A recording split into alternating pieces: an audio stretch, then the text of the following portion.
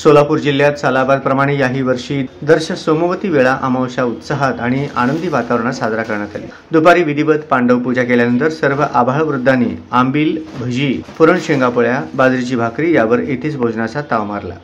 त्यानंतर हर हर महादेव, नागनाथ महाराज की जय अशा घोषणा देत बळीराजांनी आसमंत दणाणून सोडला। शहरातील काही मंडळींनी गावाकडे येऊन साजरी केली। या संदर्भातील एक स्पेशल रिपोर्ट आपण पाहूया।